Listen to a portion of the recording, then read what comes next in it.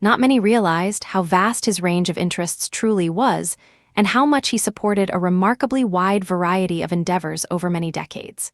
For many years, Prince Philip and Queen Elizabeth displayed steadfast affection and commitment to each other. Yet after more than 70 years of marriage, Prince Philip surprised everyone by deciding that he no longer wished to share his home with the Queen. This unforeseen choice left the public wondering what had gone wrong. Was this decision purely personal, or was there an even deeper explanation? For years, the truth had remained concealed, but in a stunning disclosure, Princess Anne, accompanied by King Charles and Prince Andrew, finally unveiled the genuine reason behind their father's departure. Stay tuned as we delve into the untold account of why Prince Philip chose not to reside with the Queen at Buckingham Palace. Princess Anne, known as her father's favorite, has astonished people with her revelation. Over the years, many theories had circulated regarding why Prince Philip opted to leave Buckingham Palace and forgo living with the Queen during his final years. But now the truth has come to light. With the support of her brothers, King Charles and Prince Andrew, Princess Anne has disclosed the real motivation behind their father's decision. Unlike the formal and often distant relationships typically seen in royal families, Princess Anne and her father, Prince Philip, shared a very close bond. Often referred to as her father's girl, she clearly mirrored his traits, being outspoken, forthright, stubborn, determined, and possessing a biting sense of humor, which frequently came at the expense of others. Both shared little tolerance for those who could not grasp things quickly, yet their mutual loyalty was unmistakable. Neither Prince Philip nor Princess Anne ever found fault with one another. Instead, they teased each other playfully while maintaining deep respect. Throughout the years, Princess Anne observed what was really taking place between her parents, while her brothers were frequently absorbed in their royal responsibilities. Anne saw beyond the picture-perfect smiles and the flawless royal facade that her parents projected to the world. Moreover, Prince Philip confided in his daughter about some of the challenges he encountered in his marriage to Queen Elizabeth.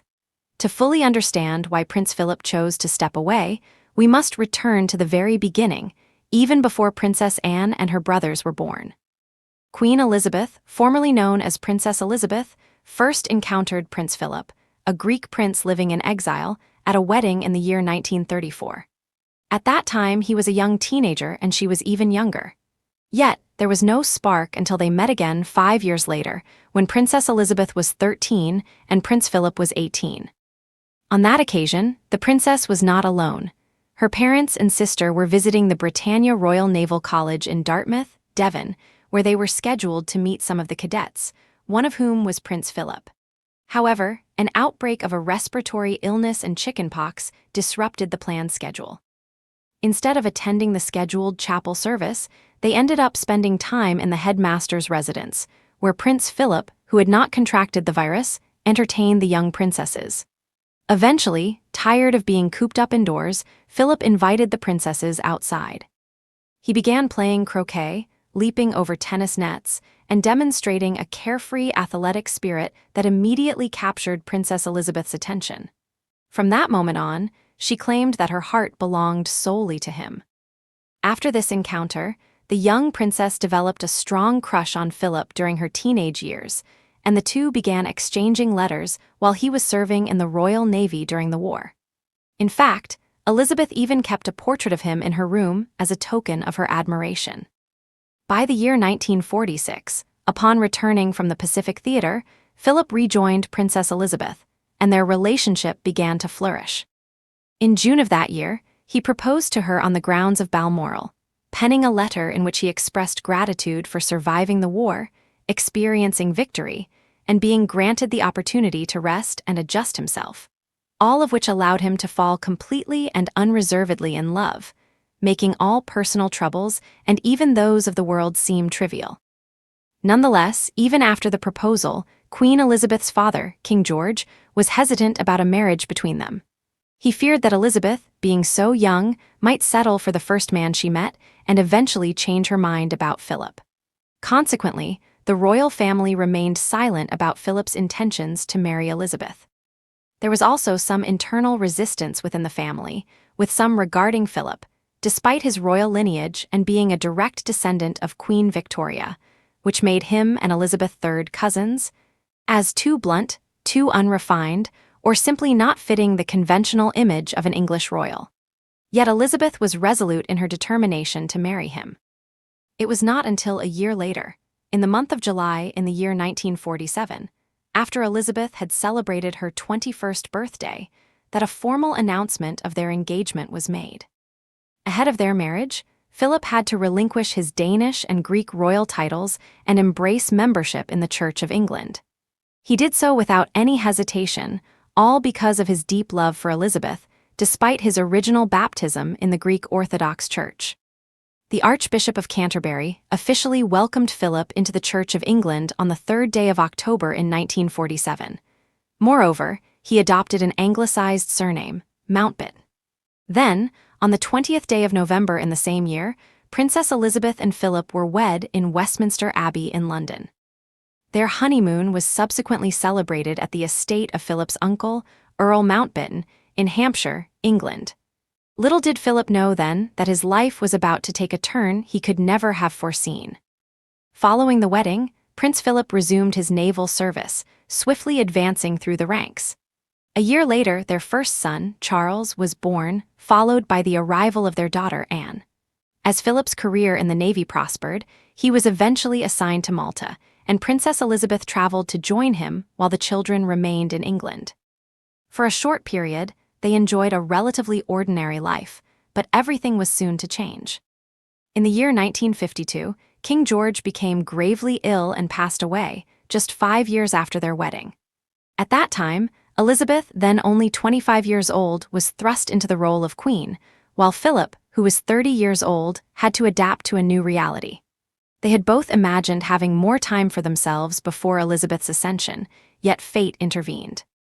Now, Elizabeth was destined to be queen, while Philip was not crowned king, but was to remain in the background. This shift was bound to alter their relationship forever. As a result, Philip had to forego any ambitions he might have harbored within the Royal Navy, and a man accustomed to commanding ships suddenly found himself in a subordinate position. This reversal was particularly challenging in the 50s, when it was exceedingly rare for a husband to be under the authority of his wife. Such circumstances marked the onset of a lifelong struggle for Philip, a struggle that ultimately contributed to his decision to live apart from the Queen in his later years. But how did this situation come to pass? Remain with us as we explore the challenges of royal life. While on a safari in Kenya, Elizabeth was informed by Philip about the passing of her father. Recognizing the demands of duty, they immediately returned to the United Kingdom, where Elizabeth ascended as Queen Elizabeth II, yet Philip's title remained unchanged. He was never designated king consort. Instead, he was granted the title of royal consort. Regardless, Prince Philip demonstrated unwavering support for his wife by leaving his naval career behind to serve the monarchy. However, this was merely the first of many adjustments. Not long after, they relocated from Clarence House to Buckingham Palace on the 2nd day of June in 1953, a year after Elizabeth's coronation. At her coronation at Westminster Abbey, London, following the Archbishop of Canterbury's service, Philip was the first to kneel before the new monarch, pledging lifelong loyalty. Yet, could he truly live up to that promise? For a man accustomed to pursuing his own aspirations, living under a woman's authority was no easy feat. He had to leave behind his dreams in order to fully support Queen Elizabeth II. Moreover, Philip had to adjust to the idea of always walking a few steps behind his wife in public instead of standing beside her. He later admitted that he had once believed he would have a lengthy career in the Navy, but it soon became apparent that his future lay elsewhere. Philip accepted his new reality and strove to do his best, though early disagreements emerged between him and Elizabeth following her coronation. One particularly memorable argument occurred when Philip's uncle Louis Mountbatten boldly proclaimed that the House of Mountbatten now reigned in England, implying that, as Queen Elizabeth was married, her royal children should inherit her husband's surname. However, Elizabeth's grandmother, Queen Mary, and Prime Minister Winston Churchill opposed this notion. insisting instead that Queen Elizabeth and her descendants remain under the House of Windsor, preserving the legacy of her father. Philip was deeply affronted by this suggestion, declaring himself nothing more than a mere bloody amoeba, and lamenting that he was the only man in the nation not allowed to pass his name on to his children. His words poignantly expressed the frustration he felt about struggling to establish his own identity within the monarchy. In response, Queen Elizabeth resolved to make changes that would break with long-established tradition. In the month of February in the year 1960, she announced that her descendants would adopt a combined surname, Mountbatten-Windsor, uniting both her name and Prince Philip. While Elizabeth continued to head the monarchy, Philip's role as royal consort remained ambiguous and undefined. He once told a reporter that he often felt as though he were perceived as a refugee husband. Despite his constant efforts to find a meaningful role for himself in an institution that centered on his wife, he struggled to emerge from the shadows. Prince Philip once described his experience as royal consort as a process of trial and error. Although he was not the first royal consort in history, he faced unprecedented challenges with no clear precedent to follow. He admitted that when he inquired about what was expected of him, most people simply stared blankly, offering no real guidance. One thing, however, remained clear. His foremost duty was to serve Queen Elizabeth in every possible way. This duty contrasted sharply with his dynamic, outspoken nature, much like that of his daughter, Princess Anne, yet he carried it out with absolute devotion. During his early years as consort, Prince Philip focused on modernizing the monarchy. Fearing that it might otherwise become nothing more than a relic, he introduced revolutionary ideas despite resistance from traditionalists who wished to preserve old customs. His initiatives met with significant success. For example, he proposed that Queen Elizabeth's coronation be broadcast live on television, arguing that the ceremony should not be staged as a mere theatrical performance. Over 20 million people tuned in to watch, marking the first time the monarchy was truly visible to the general public. Furthermore, Philip was the first member of the royal family to participate in a televised interview. After about a decade, cameras were finally invited into the royal residences, providing a rare behind-the-scenes glimpse of their lives. In addition, Philip persuaded Elizabeth to abandon the outdated custom of presenting debutantes at court. He introduced informal luncheons and garden parties as a way to engage a broader spectrum of the British public.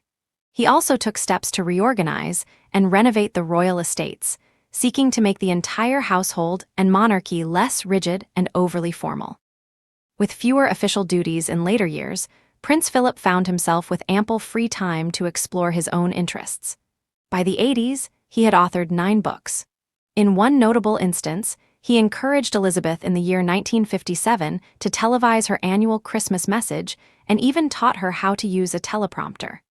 He was also the first royal family member to use a computer, writing his emails and speeches electronically.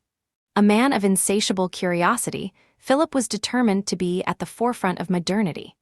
Queen Elizabeth made every effort to include him in her public addresses, often referring to their joint efforts by saying, "My husband and I," a phrase that later became a national quip. Yet Philip was not merely a figurehead. Despite the many challenges that accompanied royal life, he strove to accommodate them. In family matters, Elizabeth allowed him a leading role. However, in official state affairs, he had little say. There were, however, moments when he behaved like an ordinary husband even in public. For instance, while driving Queen Elizabeth to Cower Park, his tendency to speed caused the Queen to become tense at critical moments. Eventually, Philip burst out, declaring that if she continued in that manner, he would remove her from the car. Despite her position as Queen, she maintained her composure and did not protest. There were also instances when she would assert her authority by yelling at him to be silent, prompting him to exit the room in frustration. Like any couple, they experienced both highs and lows. Rumors of infidelity often swirled around Prince Philip, mainly due to his naturally flirtatious demeanor, which placed him at the center of gossip. His regular attendance at gentlemen's luncheons and his voyages on the royal yacht Britannia during the 50s led to much speculation about possible affairs. Over the years, he was linked with several women, including a Russian ballerina, an English stage actor, and a writer. None of these alleged liaisons, however, were ever substantiated. At one point, a British newspaper published a story claiming that Philip had a romantic involvement with an unnamed woman whom he met regularly in an apartment in the West End. The palace promptly dismissed the claim, denying any rift between him and the Queen. Philip himself addressed the rumors with sarcasm, asking whether anyone had ever seen him in public without a police escort, implying that such escapades were impossible. Nevertheless, royal biographer Sarah Bradford argued in her biography of Elizabeth that since that alleged affair in the mid-50s, Philip had learned to be more discreet, managing his flirtatious behavior within elite circles in order to shield himself from the paparazzi and tabloids. Despite all the conjecture, no confirmed instances of infidelity ever emerged. Instead, what was consistently evident was Philip's unwavering devotion to Queen Elizabeth. During their 50th wedding anniversary, Elizabeth described him as her strength and steadfast support throughout the years. On the eve of their golden anniversary, the Queen and Prince Philip attended a banquet hosted by a prominent London dignitary to whom they owed more than they would ever express publicly. Together, they went on to celebrate both their diamond and platinum anniversaries, with Elizabeth constantly expressing gratitude for his unyielding love and support. However, in the year 2017, an event occurred that fundamentally altered their relationship. After more than 70 years of marriage, Queen Elizabeth and Prince Philip decided to live apart. What prompted this decision? Remain with us as we explore further. In May of 2017, Prince Philip announced his retirement from public duties. That very evening, Queen Elizabeth's husband officially retired, concluding a public career that spanned 7 decades. Yet he did not step back until the 2nd day of August in 2017, after attending his final royal engagement with the Royal Marines at the age of 96. Buckingham Palace then issued a statement declaring that the Duke of Edinburgh would no longer undertake public engagements, though he might still attend selected events alongside the Queen. However, such appearances became exceedingly rare. Following his retirement, Prince Philip moved from Buckingham Palace to Wood Farm on the Sandringham estate, a location once known as the home of Prince John, the epileptic youngest son of King George and Queen Mary, who had lived in quiet seclusion with his devoted nurse until he passed away at the age of 13 in 1919. But why did Prince Philip choose to reside there? In a 2011 interview, then aged 90, he stated that he wished to enjoy himself, although he had not retired until he was 96. This decision received the full blessing of the Queen, who was well aware of his need for some personal time. However, upon arriving at Sandringham, Philip was dismayed to find a busload of cooks, telephonists, and other staff awaiting him. Despite his desire for a simple visit, he ensured that his stay at Sandringham remained enjoyable. He took up carriage driving as a new hobby, one he could pursue because arthritis had prevented him from continuing with polo. Although he eventually had to cease controlling the horses, he found relaxation in painting watercolors, reading, favoring historical texts over novels, and engaging in thoughtful discussions with friends. Philip also had a passion for driving. However, in January of 2019, he was involved in a car accident near Sandringham when his sport utility vehicle overturned on a main road. Remarkably, he emerged without serious injury, although the driver and passenger in the other vehicle sustained injuries. Philip later apologized, and 3 weeks afterward, he voluntarily surrendered his driving license. Buckingham Palace later confirmed that the Duke of Edinburgh was no longer permitted to drive commercially, though he was still allowed to drive on private estates and was even spotted behind the wheel near Windsor Castle in April of 2019. What was intended as a brief visit to Wood Farm turned into an extended stay, as Philip was determined to remain involved in royal life despite his retirement. Instead of returning to Buckingham Palace, he embraced the peaceful life at Wood Farm Cottage, a choice that resulted in long periods of separation from the Queen. Nonetheless, they spoke with each other every day over the telephone, sharing details about their day. The Queen, along with other family members, often visited Wood Farm to spend time with him. Despite his retreat from public duties, he continued to attend significant events, such as the 2018 royal wedding of Prince Harry, Lady Eugenie, and Princess Beatrice. As time passed, however, he began to lose many of his lifelong friends, losing 3 close companions within a single year, and other acquaintances, including his valet of 40 years, passed away.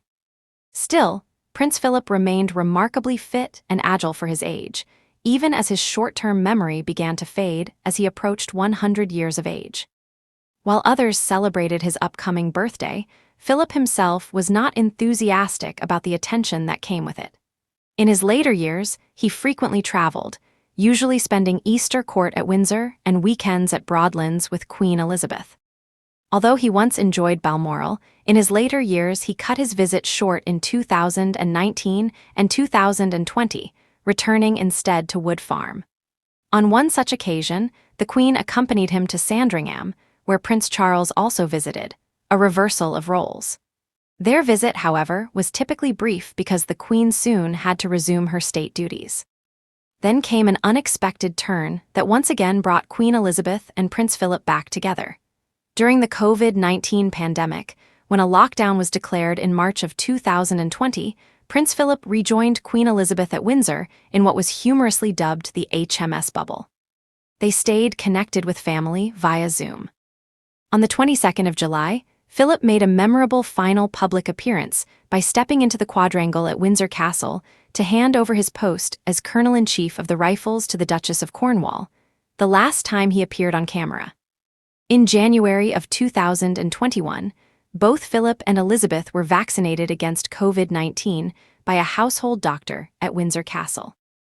Then, in February of 2022, Philip was admitted to King Edward VIII Hospital as a precaution after feeling unwell, though he managed to walk unaided. The public grew concerned about his health, and Buckingham Palace confirmed that he was responding well to treatment for an infection. He later underwent a successful heart procedure before being discharged. Upon returning home, discussions about his approaching 100th birthday became the focus of many conversations, though Philip himself was not particularly looking forward to it, perhaps because he sensed he might not reach that milestone. And indeed, just 3 weeks later, on the morning of the 9th of April in 2021, Prince Philip passed away at the age of 99 with Queen Elizabeth by his side. Buckingham Palace described his death as peaceful, and the Queen later admitted that his passing had left an enormous void in her life. Prince Philip was laid to rest on the 17th of April in 2021 at St. George's Chapel in Windsor Castle, temporarily interred alongside 25 other coffins, including that of King George III. His last will was not publicly read, but was to remain sealed for at least 90 years, a measure taken to safeguard the Queen's dignity and the reputation of the royal family. Reflecting on his legacy, Princess Anne described Prince Philip as her teacher, supporter, and critic. She expressed deep admiration for him, aspiring to emulate his example of a life well-lived and dedicated service. His unique ability to recognize each person's individual strengths was one of his most defining qualities. She also acknowledged the vital role he played in supporting Queen Elizabeth when she ascended the throne at such a young age. His unwavering support allowed her to rule with confidence. King Charles, too, paid tribute to his father, remarking that the final 70 years of his life were marked by remarkable devotion to the Queen, the royal family, the country, and the entire Commonwealth. He admired his father's dedication and boundless energy in supporting his mother throughout his life. Prince Andrew, recalling family moments, described Prince Philip as a father who cherished every moment spent with his loved ones. About a year following Prince Philip's passing, Queen Elizabeth, aged 96, herself passed away on the 8th of September in 2022. She was laid to rest beside her beloved husband at King George II Memorial Chapel, ensuring that even in death, they remained together. What is your perspective on Prince Philip's decision to live apart from Queen Elizabeth during his later years? Do you think he had a hidden motive beyond what was revealed? We invite you to share your thoughts in the comments section below. Remember to like, share, and subscribe for further updates. Also, click on the subsequent video displayed on your screen. You are sure to enjoy it.